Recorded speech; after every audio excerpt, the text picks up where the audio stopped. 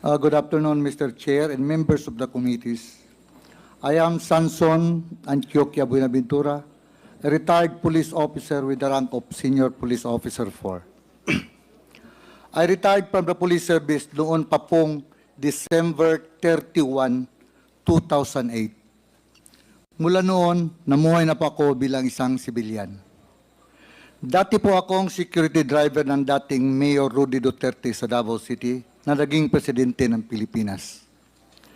Sa totoo lang po, right after my retirement, hindi na po ako naging security driver ng dating MRRD. Dahil po ang gusto niya ay isang police officer ang maninilbihan bilang driver niya. Kaya mula po January 1, 2009 hanggang noong campaign period na tumatakbo siya bilang presidente ng Pilipinas at nanalo siya, hindi na po ako nakakasama sa kanya. Hanggang ngayon po, Your Honor, Mr. Chair. Sa mga sinasabi nila at lahat lang akusasyong idinawit nila sa akin, wala pong katotohanan lahat ng mga yon. Nanood po ako sa Quad Committee investigation at lumabas at binanggit ang pangalan ko from the affidavit of Colonel Royena Garma. Ayon sa affidavit niya, nakatanggap siya ng pera mula sa akin at sa dalawa pang tao na binanggit niya na sina Sergeant Swan at isang alias Boy Alsi bilang reward money para sa AJK na nangyayari dito sa ating bansa. Sa akin, hindi po totoo. Yan po ay hindi totoo. Sa mga naririnig kong mga napag-usapan sa Quad Committee investigation na may kinalaman kay Colonel Garma, tulad ng nawawalang pira sa PCSO, mga kamag-anak niya, pati anak niya na pinapasok ng trabaho sa opisina ng PCSO, mga ari-arian niya sa labas ng bansa at dito sa Pilipinas, mga nangyayari sa Cebu, ayon sa dating Mayor Tammy Osmeña, at kung ano-ano pang findings laban sa kanya. Itong mga pinag-usapan ito marahil ang dahilan kung bakit idinawit niya ang pangalan ko. Inakusahan niya ako na nagbibigay ng reward money for AJK para ilihis lang ang investigasyon laban sa kanya. At upang maging mas kapani-paniwala, sinabi niya na siya ay nakatanggap ng 3 beses mula sa akin na reward money para sa AJK. Your Honor, Mr. Chair, sangayon po ako sa mga sinabi ni Honorable Congressman Acop sa matrix na ginawa ni Colonel Garma, kung saan wala at hindi kasama ang pangalan niya sa lahat ng kinasasakutan niyang issue. Iniiwas niya ang sarili sa investigasyon. Gawa-gawa lang niya ang lahat para makaiwas siya sa lahat ng mabibigat na issues laban sa kanya at kinasasangkutan niya. Your Honor, Mr. Chair, Colonel Garma should not accuse anybody to save herself. She has to prove every accusation she makes with evidence, hindi lang sa salita o sabi-sabi niya. Maraming salamat po sa inyo, Mr. Chair and members of the committees. With the permission of the chair. Yes, please proceed. Mr. Buenaventura, Yes, Your Honor. taga saan po kayo? Saan po kayo nag-originate or where were you born and raised? Davao City po. Davao City. Yes po. At I understand you're a police officer before your retirement. Saan po ba kayo nag-aral ng pagpupulis? Davao City po. Davao City rin po. And kayo po ba ay mayroong sariling pamilya? Yes, Your Honor. May asawa at anak po kayo? Yes, Your Honor. Taga saan po ang napangasawa nyo? Taga Davao din po. Going back to your police career, sir, saan po ba yung unang assignment nyo? Turil Police Station po. Saan po yon? Sa district o 3rd District of Davao. Turil Third? Police Station, Turil, Davao City. Turil, Yes, Davao yes, City. Your Honor. Anong taon po ito, sir? May 16, 1978 po. 1978. Pagkatapos po ng assignment nyo sa Turil, saan po ang sumunod? Tugbok Police Station po. Bugbog? Tugbok. Tugbok, Mintal, Davao City. Tugbog. Police Station, Mintal, Davao City. Sa Davao din po ito. Yes, Your Anong Honor. taon po ito? Hindi ko na maalala, Your Honor. Can you please give an approximate year? 1980s. 1978. I think 81. 1981. I'm not Pagkatapos, sure, Your Honor. I'm not sure. 19, maybe. pagkatapos po ng tugbog, sir, saan po yung sunod na assignment nyo? Sa Davao City. Saksa. Sa Davao City, Your Sasa. Honor. Sa Police Station, Davao City. And can you please cite also the approximate year? I'm not sure, Your Honor. Maybe 1983. Not sure, Your Honor. 1983. After Sasa, saan po kayo sunod na na-assign? Doon na po kay Kwan, na naging security driver na po ako ni then Mayor Rudy Duterte po. Maari niyo po bang ikwento sa amin kung paano kayo napunta kay President Duterte during that time? Mayroon pong order from Davao Metro Discom din na i-assign ako sa City Hall under Mayor Duterte's term. Whose order was that, sir? Davao City Police Office po. Oh, so the order came from the Davao City Police Office. Napunta po kayo sa Office of the City Mayor. That was 1988. 1988. And starting from 1988, you work for Mayor Duterte. Can you please describe to us ano ho bang naging nature ng trabaho nyo sa noon ay Mayor Duterte? Security driver po. Security driver. And Yes, Your Honor. I wish to believe that as security driver, sir, kayo po ay halos 24/7 kasama ni Mayor Duterte. Yes, Your Honor. Paari niyo po ba siyang ilarawan? Anong klase po bang principal or VIP si Mayor Duterte? Simula nung 1988 hanggang 2008, kung saan kayo po'y nagtrabaho bilang driver security. Para sa akin po, mabait po si Mayor Duterte. And can you please share some incidents kung paano nyo po na-conclude na mabait si Mayor Duterte? This is 20 long years and I am sure marami ho kayong pwedeng ibahagi sa amin. Ano po yung personal nyong experience? Why you are saying mabait na principal si Mayor Duterte? Ganito po, minsan, kung gabi magpatrol, may madaanan kaming tao, tanungin niya kung saan ka mag-uwi. We out in the morning. Tapos sabi niya, pakilala siya, Mayor Duterte, saan kayo mag-uwi? Para hindi daw matakot. Sabi niya sa Santa Cruz, Mayor, outside Davao City. May dalang bata, may dalang anak niya, 3. Husband, wife, at saka yung anak nila na maliit. Sinabihan ni Mayor yung backup, ihatid niyo sa Santa Cruz, Davao del Sur. So, inihatid nila. Aside from that, Mr. Buenaventura, bukod ho dun sa paghahatid, dun sa nadaanan yung mag-ina, ano pa ho yung mga insidenteng maaari nyo ibahagi sa Quad? Bakit nyo sinasabing mabait na principal si Mayor Duterte? Minsan po, manonood siya ng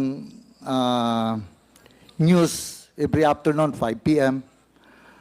Minsan may maghingi ng tulong yung mga bata na malaki ang ulo. Tawagin niya ako. Tawagan mo si Bong. Sagutin mo ang gastos doon sa ospital. Tapos, huwag niyo nang sabihin kung saan galing. By Bong, are you referring to Senator Bongo? Yes po, yes po. And with respect to you as a driver bodyguard, personal driver and bodyguard of Mayor Duterte, ano pong naaalala niyong insidente why you are concluding na mabait na principal si Mayor Duterte? Sa inyo pong personal na buhay, ano pong nagawa ni Mayor Duterte? Marami po. Can you please share some? Yung mga bata na cancer patient, binilihan niya ng bahay. Sir, I am referring to your personal and family life. Ano pong naitulong sa inyo Yung ng asawa dating ko po, Pangulo? kasi yung asawa ko, may cancer, breast cancer po.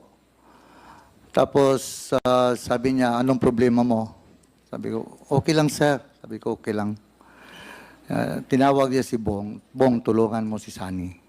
Yung tinulungan po ako. 2 beses na operahan yung misis ko. Cancer patient. Ngayon po, at least, wala na siya. Okay na. Ayos, actually, na-cure po siya, na-cure. Nasaan po yung misis nyo ngayon? Nasa Davao po. And in addition po dito sa hospitalization ng misis nyo, ano po ba ang naalala nyo na naitulong ni Mayor Duterte sa pamilya nyo?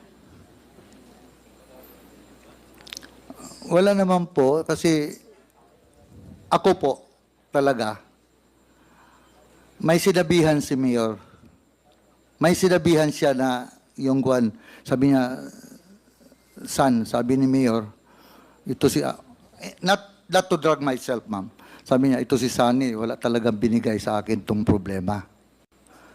Tinutulungan pa ako. Kasi hindi kasi ako nagakuan sa kanya, sir, ganito problema ko, sir, ganito problema ko, sir, bahay. Wala po, wala talaga. Kung ano lang ang kuan niya, ma'am, na siguro pag wala talaga, kahit sa school, hindi ako nagakuan sa kanya na may problema ko sa mga anak ko sa eskwelahan. Magkano man lang kuha namin yun, walang trabaho pa yung first mga asawa ko. Wala, hindi ako nagakuan sa kanya na ganito, ganyan, kurente, wala. Wala talaga, ma'am. Are you trying to say, Mr. Buenaventura, that for a period of 20 years, that is from 1988 to 2008, Ma'am, sorry po. ang sinasabi niyo po ba simula 1988 hanggang 2008, ang naging personal na tulong lang sa inyo ni Mayor Duterte ay yung pagpapa-ospital ng inyong misis at wala nang iba? Minsan po, siyempre, pagdating ng Christmas, bigyan ka ng bonus, ganon. Pero kahit nagpatayo ako ng bahay, wala man, hindi man siya nagkuhan. Hindi ba na din ako nagsabi sa kanya? Nagpatayo ako ng bahay, sarili ko, unti-unti. Hindi ba na ako nagsabi sa kanya, nagpatayo ako ng bahay? So wala.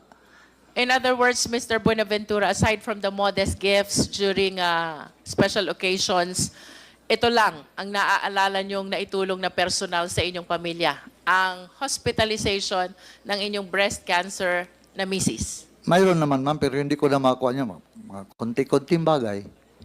Minsan, bigyan ka ng sapatos, search, ganyan lang, ma'am. Mr. Buenaventura, how well do you know the President? Gaano niyo po kakilala si Pangulong Duterte? Mabait po siya sa tao. Bukod po sa mabait na sa tao, what else can you say about him? Kalaban niya po yung mga kriminal. Mr. Buenaventura, I wish to believe na dahil kayo po'y taga Davao, doon kayo pinanganak, doon kayo naging pulis, doon kayo nagkaroon ng unang assignment hanggang sa napunta kayo kay Mayor Duterte. Talagang kilala niyo po si Mayor Duterte. Tama po ba? Yes, Your Honor. As a matter of fact, 20 years of your career in the Philippine National Police was spent with Mayor Duterte. Tama po? Yes, Your Honor. At nais ko po sanang tanungin, ito hong mga personalidad na babanggitin ko sa inyo, na sa tingin ko po'y kilala nyo ito dahil sa haba ng panahon nakasama nyo siya sa inyong trabaho. Nakikilala nyo po ba si Police Chief Inspector Ernesto Makasait? Yes, Your Honor. Sino po siya? Bimidal Police Officer ng Davao City yun. How about SPO4 Desiderio Dick Cloribel? Yes, Your Honor. Kapwa police ko po. How about SPO4 Fulgencio Pavo? Yes, Your Honor. SPO4 Bienvenido Laud? Yes, Your Honor. SPO3 Jeremias Baguhin? Yes, Your Honor. SPO2 Teodoro Pagidobon? Yes, Your Honor. And PO1 June Naresma? Yes, Your Honor. Would you confirm with us na ito pong mga police na nakikilala nyo ay miyembro ng Anti-Crime Task Force ng Davao City Police during the time of Mayor Duterte? Headed by Colonel Makasait, Your Honor. Yes. I will be proceeding to the next batch of police officers, Mr. Buenaventura. Nakikilala niyo po ba si SPO3, Reynaldo Capute? Yes, Your Honor. How about SPO3, Simplicio Capute? Simplicio. Simplicio Simpli- Capute. Simplicio Caputi, wala po. SPO2, Antonio Balolong. Yes, Your Honor. SPO1, Jim Tan. Yes, Your Honor. SPO1, Ben Furog. Yes, Your Honor. PO3, June Cabalinan. Yes, Your Honor. PO2, Arnold De Chavez. Yes, Your Honor. PO2, Rezalino Aquino. Yes, Your Honor. PO2, Jovencio Humawan. Yes, Your Honor. PO2, Enrique June Ayaw. Yes, Your Honor. PO1, Tata Migueliano. Yes, Your Honor. PO1, Ronald Lau. Yes, Your Honor. PO1, J. Francia. Yes, Your Honor. PO1, Reynante Medina. Yes, Your Honor. Senior Inspector Junicio Abude Jr. Yes, Your Honor. Bakit niyo po sila nakikilala? Kapwa pulis po sila. Kapwa pulis ko po from Davao City. And would you confirm that they are members of Heinous Crime Task Force? Yes, Your Honor. And that was also during the time of Mayor Duterte? Yes, Your Honor. Ang sunod ko pong itatanong sa inyo, nakikilala niyo po ba si Edgar Matobato? Nakilala ko lang po si Edgar Matobato sa Samal Island, Your Honor. Paano niyo po siya nakilala? One time, may nakita ako wearing sleeveless shirt. Siguro, sleeveless. Nakita ko, may tao kasi, siyempre, pulis ako, may nakita akong tao naka-sleeveless, naglakad, na naka-holster ng 45, at pumunta siya sa isang sasakyan na yung owner type jeep. Mayroon niya siyang owner type jeep. Paglingon ko, mayroon siyang importin. Napatanong ako sa ibang tao, sino yan? Yan si Edgar Matobato, tauhan ni yung isang mayor ng Samal, Mayor ng Samal, Edgar Matobato, Antalan. Mayor Antalan, Your Honor. Nabanggit niyo po na nung una niyong nakita si Edgar Matobato ay siya'y may dalang armas. Naka-holster, Your Honor. Walang cover, labas ang 45. Labas ang 45 Yes. at may nabanggit pa po kayong isang armas. M14. M14. Yes, sir. Nalalaman niyo po ba kung si Edgar Matobato ay kapwa niyo pulis? No. And I Sabi nila, ano yan, police? Sabi ko. Kasi naka-react lang po ako dahil police ako na may nakita akong may armas. Ano yan? Bata ni Mayor Antalan. I understand that you were a police officer during the time, Yes, Your Mr. Honor. Buenaventura.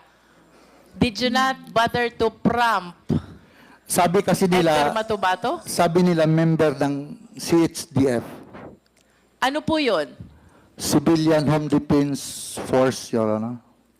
Saan po ba naka-attach itong civilian force? Civilian Police Force. Home Defense Force. Army po yun, sa Army. Civilian Home Defense Force. Yes, Your Honor. Saan po ba attach itong Civilian Home Defense Force? Sa military po, Army. Sa military po. Yes, But Your you Honor. were saying kanina na siya ay bata, tao, ng mayor ng Samal. Tama po ba yun? Tauhan siya ng mayor ng Samal. Ano pong pangalan ng mayor ng Samal? Mayor Antalan po. Nalalaman niyo po ba kung ano itong Civilian Force Multiplier? Yes, Your Honor. Ano po ba itong Civilian Force Multiplier? Home Defense Force yun under the Army. Under the Army. Nalalaman niyo din po ba na kayo ay kilala ni Edgar Matobato? After na, Your Honor, after noon. Yung first time nakita ko siya, after noon, nakilala niya rin ako na isang pulis. Kaya, Kilala po kayo ni Edgar Matobato bilang boss doon sa grupo ni Mayor Duterte. No, Do you na- confirm this? hindi naman boss, Your Honor. Security driver lang po ako. Pero Security driver. would you confirm na kayo po ay kilala ni Edgar Matobato bilang isa sa mga tao Isang ni Mayor pulis po, Duterte? isang pulis. And would you confirm also that for quite some time ito hong si Edgar Matubato ay naging tao din ni Mayor Duterte? Hindi po.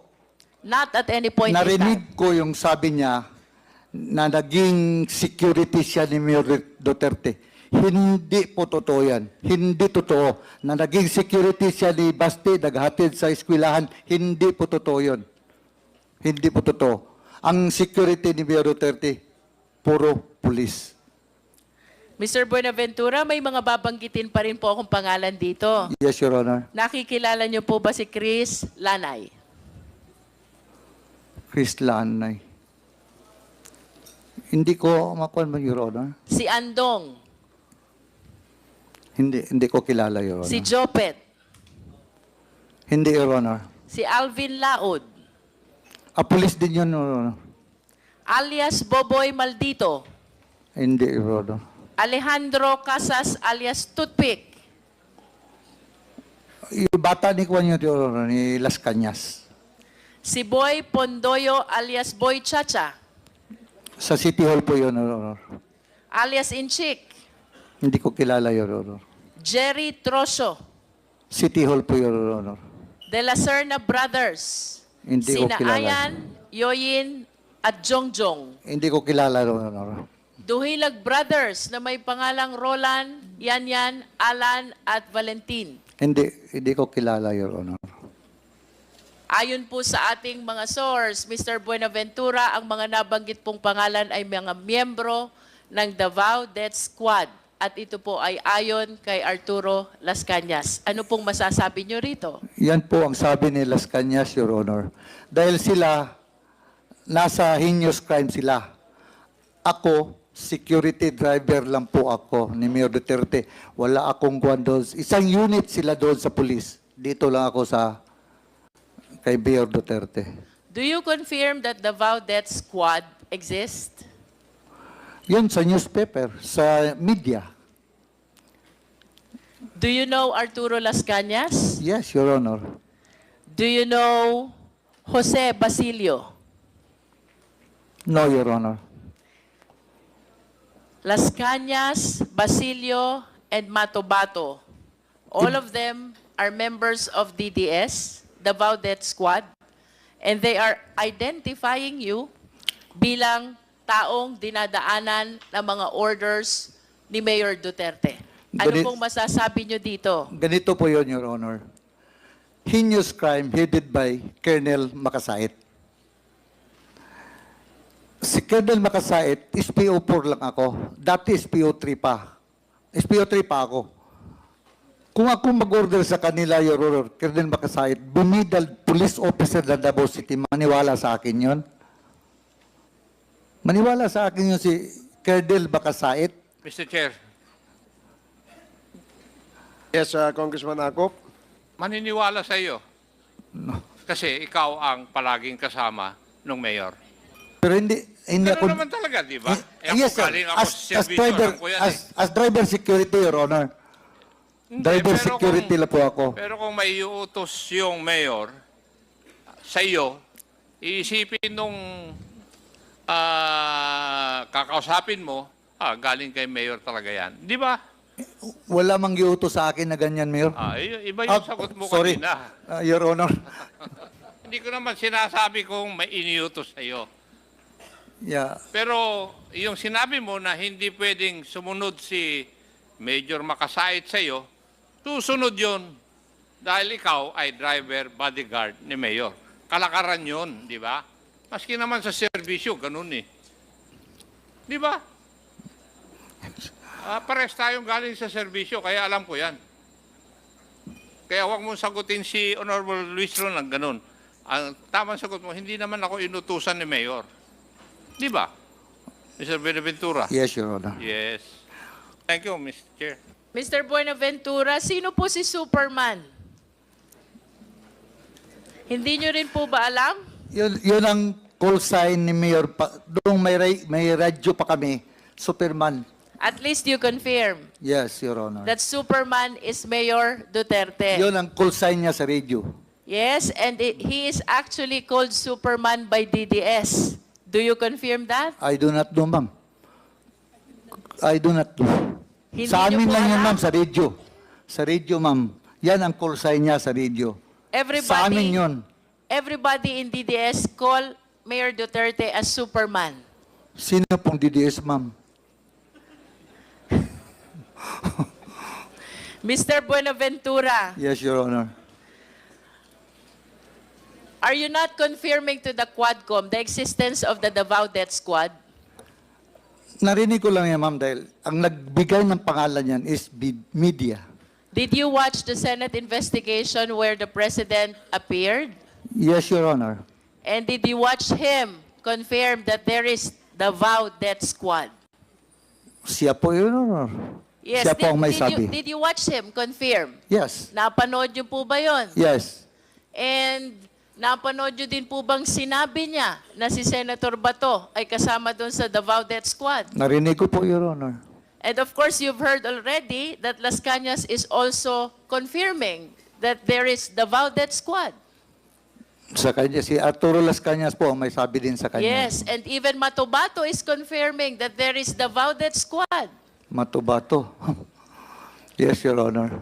And even Jose Basilio is confirming that there is Davao Death Squad. Basilio, I do not know Basilio, Your Honor. But of all the names that I have mentioned, I hope you realize that the President himself confirms the existence of the Davao Death Squad, and you are denying the Davao Death Squad. I did not, Your Honor. Narinig ko lang, Your Honor. I am not answerable for Presidente, Your Honor. Yes, but you are with the President since 1988 to 2008, Yes, and ma'am. I am inclined to believe that you know almost all the activities of the President. Tama po ba ako? Hindi lahat. And when the President say that he confirms that there is the Davao Death Squad, then it means that there is really the Davao Death Squad. And if you deny that, then somebody is telling a lie. If the President confirms this already, I do not understand why you keep on denying the Davao Death Squad. Sa akin po, Your Honor, narinig ko lang. So, kung nagsabi ang Presidente, narinig ko sa kanya. Before I end my interpellation, Mr. Chair, may I request the Secretariat to please flash the two pictures of the President with Mr. Buenaventura.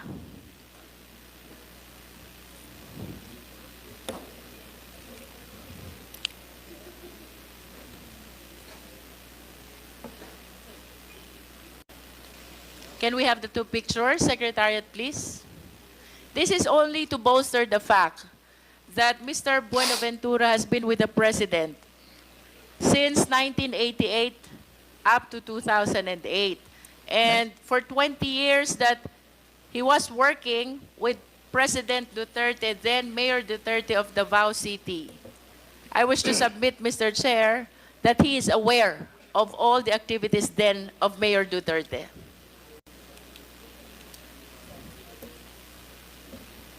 Secretariat.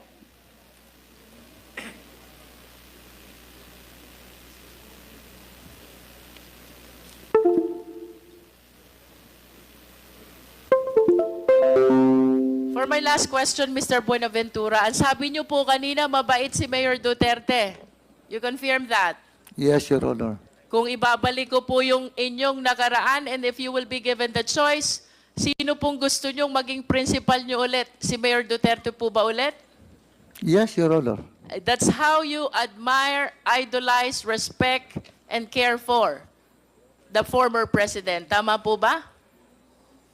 Yes, Your Honor. And in the scale of 1 to 10, Mr. Buenaventura, if we will be assessing your loyalty and dedication to the former president, paano nyo ho ba gradean yung level ng loyalty at dedikasyon nyo sa former president?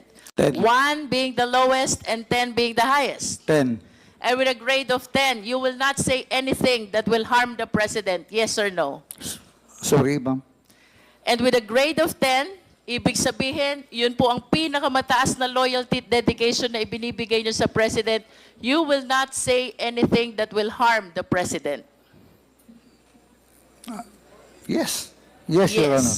To the extent that you will make misrepresentation to save the president, yes or no? Sorry po. But what do you mean, Your Honor? To the extent that you will be making misrepresentation to save the former president. Tama po ba yun? Yes or no?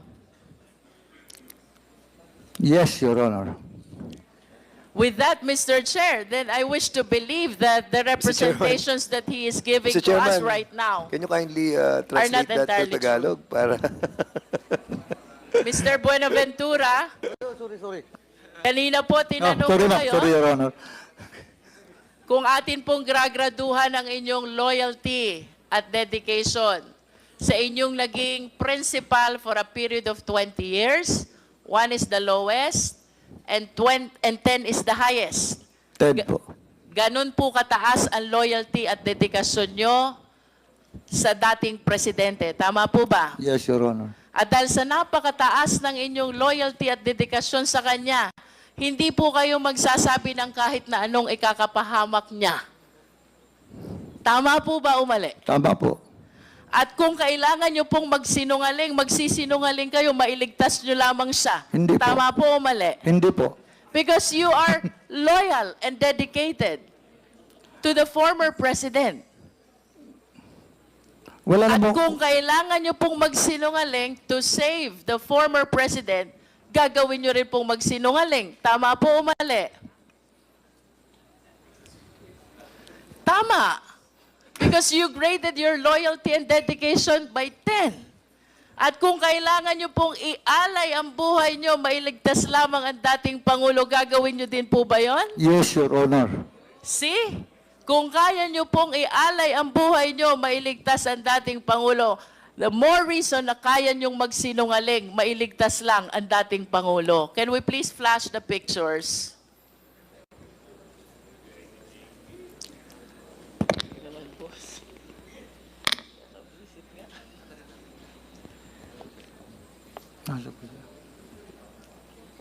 Next picture, please. The two old pictures. There. Maaari niyo po bang ituro sa amin dyan? Sino po ba kayo dyan? Yung naka-tindig po, nakaputi. Yun pong nakatayong nakaputi. Yes, Your Honor. Sino po yung may bilog doon sa gitna? Si dati presidente po. At sino naman po yung mga kasama ninyo sa picture? Taga-media po. Taga-media. Saan po ba kuha itong letratong ito? Sa kuwan po, sa Turil, yung sa lang Eden Bayabas po, hindi pa yon, wala pa yung, Mga anong taon po ba kuha itong letratong ito? hindi ko lang maalala. Hindi ko lang maalala, Your Honor. Approximate year lang po. Perhaps you can base it on the looks of the former president. Batang-bata pa po siya dito. If you started in 1988, Early 90s, Your Honor. early 90s, so mayor na po si President Duterte during that time. Yes, Your Honor. As early as then, gano'n na po kayo ka-close dito sa ating dating Pangulo, no? Kasi kahit mga media ang kasama, kayo pa rin ang kasama niya. Tama po ba? Ako kasi ang security driver, Your Is Honor. Turil outside Davao City? Within Davao City, Within Your Honor. Davao City. Can you flash the next picture, please? Sino po kayo dito, Mr. Buenaventura? Wala po ako dyan, ma'am. Wala po kayo. Sino po yung may bilog na naka-shades? Hindi po ako yan, ma'am. Sino nga po? Yung may bilog na naka-shades, if you can identify him. Nakikilala niyo po ba siya? Hindi po, hindi po. I think nakikilala ko po siya. He's the former president. Tama po ba? Ay, yung isa, ma'am. Yung dalawa kasi nakabilog, ma'am. Yung isa, ma'am, hindi ko kilala. Itong isa, ma'am, kilala ko. He's the Ka- former president. At ito pong nasa bandang kaliwa, sino po ba yon? Hindi ko kilala yan, ma'am. Hindi niyo po nakikilala. Yun pong nasa likod. Hindi po. Hindi nyo rin po kilala. But at least the first picture, Mr. Chair, shows that as early as 1990s, Mr. Buenaventura is already with the President and having spent 10 years of his police career with the President during the time as mayor of Davao City, I wish to believe that he has given so much loyalty and dedication to the President as proven by his recent answers. Ang sabi po niya, kung kailangan niyang ialay ang buhay niya to save the president, gagawin niya. At kung kailangan niyang magsinungaling to save the president, magsisinungaling siya. I submit, Mr. Chair.